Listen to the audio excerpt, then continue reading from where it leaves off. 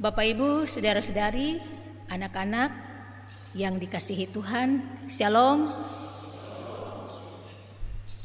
Natal sudah dekat, ya, sebentar lagi kita Natal. Tetapi tahan diri dulu. Jangan kebanyakan Natal, Bapak Ibu. Mari kita menghayati masa Advent ini secara bertahap supaya kita bisa semakin meresapi penantian ini dengan baik dan benar.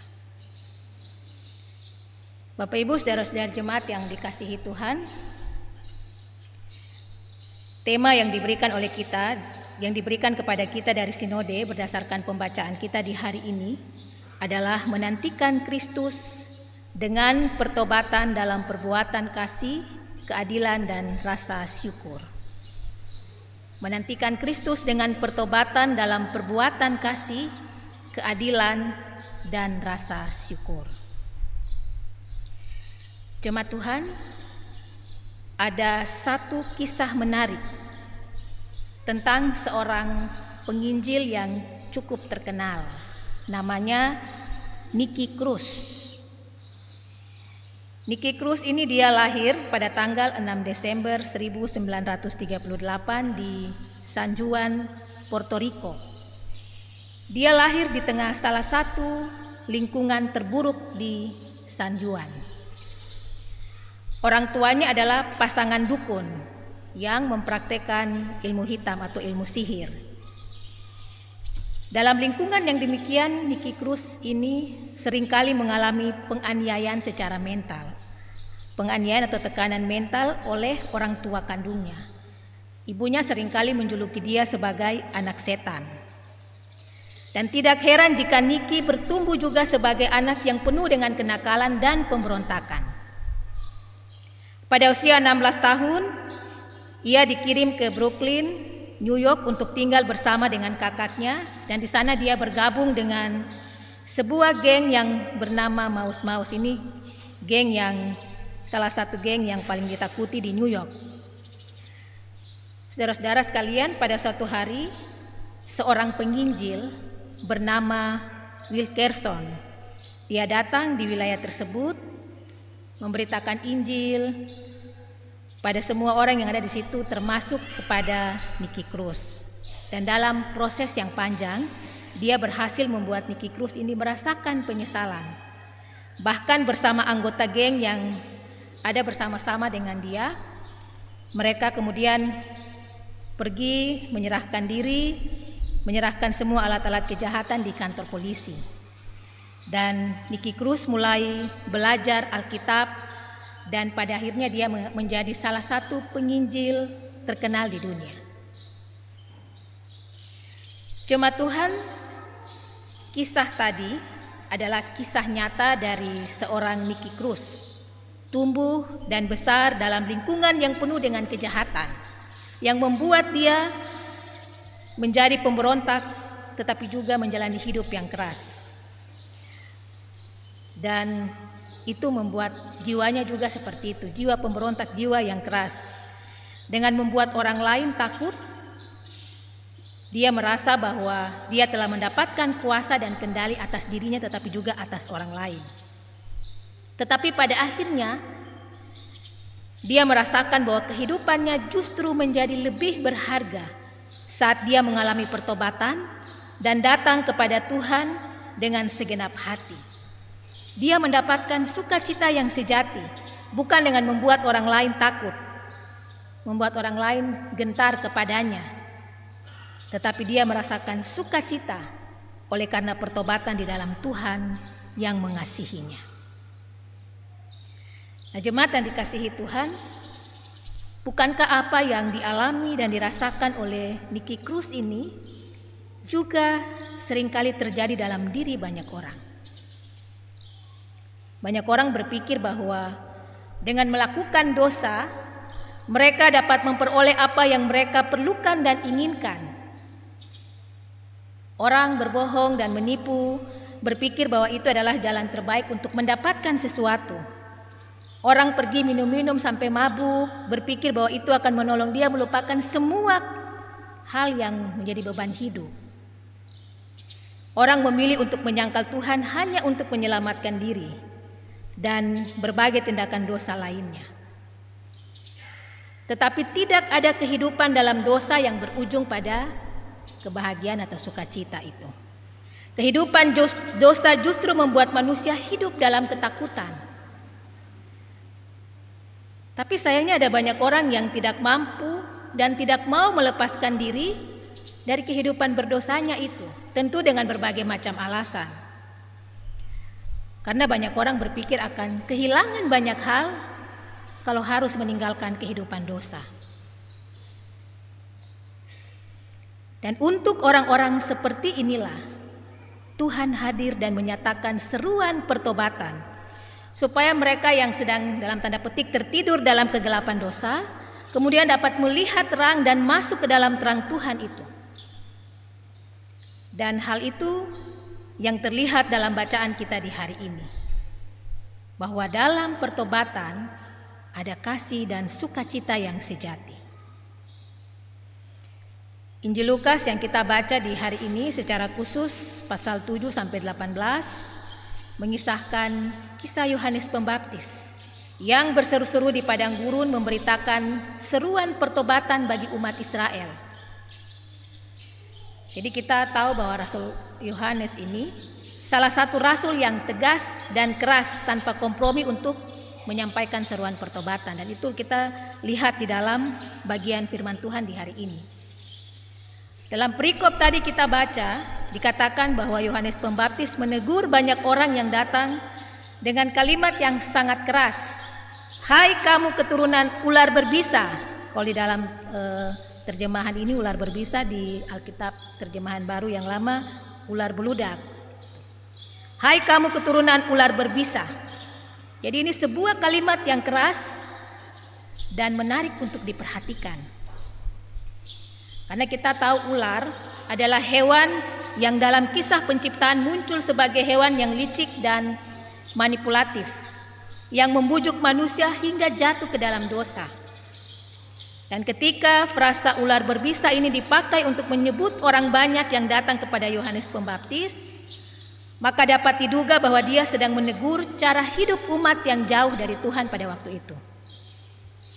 Umat yang mengira bahwa dengan hidup untuk diri mereka sendiri, mereka akan mendapatkan jaminan kecukupan. Yang menyangka dengan, kalau dalam teks ini dikatakan yang menyangka dengan memungut pajak lebih dan memeras akan membuat mereka menjadi lebih bahagia karena punya kekayaan yang semakin bertambah. Dan kepada yang seperti inilah Yohanes menyerukan pertobatan. Meskipun terdengar sangat keras, setiap teguran tersebut sebenarnya mengajak kita semua untuk sungguh-sungguh mengalami pertobatan. Bukan sekedar membanggakan status. Jadi dalam bagian ini jelas Yohanes menulis mengajak umat untuk sungguh-sungguh mengalami pertobatan, bukan sekedar membanggakan status mereka sebagai umat yang mewarisi perjanjian keselamatan dari Abraham, bapa mereka. Dalam ayat 18 bahkan dikatakan, dengan banyak nasihat lain Yohanes memberitakan kabar baik. Jadi meskipun terdengar keras, tetapi teguran itu adalah kabar baik, bahwa ada pengampunan dan sukacita dalam pertobatan yang sejati. Adalah kabar baik bahwa ada orang yang masih berkenan membuka hatinya untuk menerima pertobatan yang sejati. Adalah kabar baik jika Tuhan masih berkenan menyerukan pertobatan dan menerima pertobatan atau seruan pertobatan dari umat kepada Allah. Karena itu Yohanes mau ingatkan, jangan melewatkan kesempatan untuk mengalami pertobatan sejati. Bisa saja ini kesempatan terakhir kita, besok mungkin sudah tidak ada kesempatan. Jadi seruan itu kemudian diperdengarkan lagi bagi kita di hari ini. Jangan melewatkan kesempatan untuk mengalami pertobatan yang sejati. Tetapi lebih jauh juga dikatakan, pertobatan tidak hanya sampai di pengakuan saja. Pertobatan itu juga harus menghasilkan buah-buah, buah-buah pertobatan. Jadi harus ada buah yang menunjukkan bahwa kita ini benar-benar bertobat. Jadi bertobat itu bukan hanya sekedar pengakuan saja. Setiap hari Minggu datang, ada pengakuan dosa, pengakuan sampai di situ saja. Tapi tidak ada tindak lanjutnya, tidak ada buah dari pertobatan dan pengakuan dosa kita itu. Jadi tidak hanya sekedar penyesalan saja, tapi kita harus sungguh-sungguh menyesal, benar-benar mengaku salah kita, kemudian kita berbalik dari jalan kita yang sebelumnya salah, lalu berjalan di jalan yang benar. Itulah pertobatan. Dan buah-buahnya juga harus jelas dilihat oleh orang-orang di sekitar kita, supaya pada akhirnya orang-orang bisa berkata bahwa benar hidup orang itu diubah karena ada buah-buah pertobatan. Buah-buah pertobatan yang baik ya, kasih, keadilan, sukacita, damai sejahtera. Tampilkan itu dalam kehidupan kita. Itu menjadi bukti bahwa kita benar-benar hidup dalam pertobatan. Nah, kita lihat kembali di ayat 8b. Pada waktu itu ada orang-orang yang merasa bahwa mereka ini kan keturunan Abraham, jadi punya garansi keselamatan begitu. Jadi hidup seenaknya, tetapi ada garansinya karena kami ini keturunan Abraham. Jadi boleh hidup seenaknya, nanti buat dosa pasti diampuni, pasti akan memperoleh keselamatan. Tapi tidak demikian. Yohanes dengan tegas katakan, jangan berpikir dalam hati bahwa Abraham adalah bapa kami seolah-olah dan seterusnya, bahwa kalau keturunan Abraham tadi sudah pasti kita akan mendapat garansi keselamatan. Tidak. Sebab dikatakan Tuhan bisa buat anak-anak bagi Abraham dari batu-batu ini. Kalau kamu tidak setia, batu-batu juga Tuhan bisa ubah untuk bekerja bagi Tuhan. Dan kalau mereka tidak mau bertobat, maka ayat 9 dikatakan, kapak sudah tersedia dan pohon yang tidak menghasilkan buah akan ditebang dan dibuang ke dalam api. Jadi itu sudah jelas. Jadi jangan bangga terhadap status kita, mau anak pendeta kah, anak majelis kah, anak pendiri gereja kah, anak tua-tua gereja kah. Tidak peduli apakah kita orang Kristen sejak lahir, tetapi kalau kita tidak benar-benar bertobat, kalau masih hidup dalam kelakuan yang lama bisa didefinisikan ya, terlalu banyak. Karena itu sudah diulang-ulang terus dalam kita punya kehidupan, jadi kita sudah tahu kehidupan lama itu seperti apa. Kalau kita masih berpegang pada hal yang seperti itu dan hidup dalam kelakuan yang lama, ingat, kapak sudah tersedia pada akar pohon. Kalau tidak berubah, kalau tidak menghasilkan buah pertobatan yang sejati, maka hidup ini akan dibuang, ditebang dan dibuang ke dalam api yang tidak terpadamkan. Jadi hidup ini harus menghasilkan buah. Jika tidak demikian, kita akan ditebang dan dibuang ke dalam api yang tidak terpadamkan. Nah, karena itu Bapak Ibu saudara-saudari sekalian, mari kita renungkan sama-sama bagian ini di Minggu Advent yang kedua ini. Di masa-masa penantian ini, apakah kita sudah sungguh-sungguh bertobat? Itu dulu. Jadi jangan cepat-cepat mau Natal. Resapi, hayati setiap tahapan dalam minggu-minggu Advent ini. Hati dan hidup ini sudah siap terima Kristus kah belum? Sudah siap untuk rayakan Natal Kristus di dalam hati kita kah belum? Kalau jalan hidup masih bengkok, kasih lurus dulu, baru terima kelahiran Yesus. Karena itu kita punya gereja atas dasar ini ya. Sehingga GKI menurunkan aturan yang jelas dan tegas, tidak Natal sebelum tanggal 25, tidak merayakan Natal sebelum tanggal 25. Karena ini masih minggu-minggu Advent. Masa di mana kita diberi kesempatan untuk ada dalam penyadaran diri dan pertobatan. Mempersiapkan hati kita itu ada tahapan-tahapan yang harus kita lewati. Dalam kalender gerejawi itu jelas. Jadi kalau sudah ditentukan Natal setelah tanggal 25, ikut itu karena ada dasar yang jelas, dasar teologisnya jelas. Jadi tidak usah bikin-bikin alasan, nah ini karena mau berangkat, jadi kalau bisa Natal dulu kah? Tidak ada hubungan antara berangkat dengan Natal. Kalender gerejawi itu menjadi jelas dan menjadi dasar bagi kita untuk mengatur hari-hari gerejawi supaya kita punya penghayatan yang baik. Karena liturgi gereja ini didasarkan pada peristiwa Kristus, kehidupan Kristus. Jadi kalau sebelum lahir jangan rayakan dulu hari kelahiran. Nanti kita rayakan Natal, tanggal 25 baru perayaan-perayaan Natal lain mengikutinya. Jadi mari kita lakukan itu dengan penuh ketaatan untuk kebaikan kita. Bapak Ibu saudara-saudari, sekali lagi mari kita renungkan sama-sama di masa Advent ini, apakah kita sudah sungguh-sungguh hidup dalam pertobatan yang sejati itu.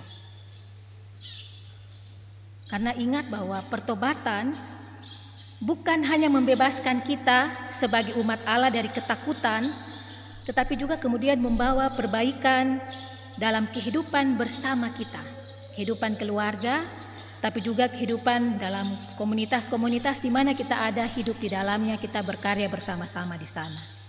Jadi tidak hanya membebaskan kita dari ketakutan kita, tapi juga kemudian menolong kita untuk memperbaiki kehidupan bersama, dalam kehidupan keluarga, tapi juga dalam kehidupan komunitas-komunitas di mana kita ada di dalamnya. Dan inilah kasih yang diperoleh oleh mereka yang sungguh-sungguh mengalami pertobatan. Sekali lagi ada buah-buah yang dihasilkan dari pertobatan yang akan meningkatkan kualitas hidup dan kualitas iman kita. Karena itu Bapak Ibu, saudara-saudari yang Tuhan Yesus kasihi, mari kita belajar, mari kita merenungkan, mari kita meresapi masa penantian ini, di masa-masa Advent ini dengan baik, supaya hati kita sungguh-sungguh bersih.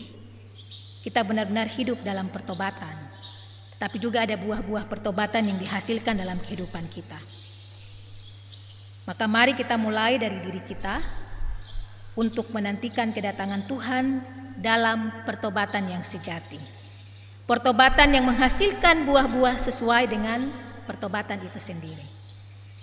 Pertobatan yang mendatangkan kasih dan sukacita, keadilan dalam kehidupan kita. Mari kita menjadi umat yang terus dan turut mempersiapkan jalan bagi kedatangan Tuhan yang akan datang kembali, serta merasakan kasih karena pertobatan yang kita lakukan. Selamat menghayati Minggu Advent kedua, minggu penuh dengan cinta kasih Allah. Karena pertobatan kita, Tuhan memberkati kita sekalian. Amin.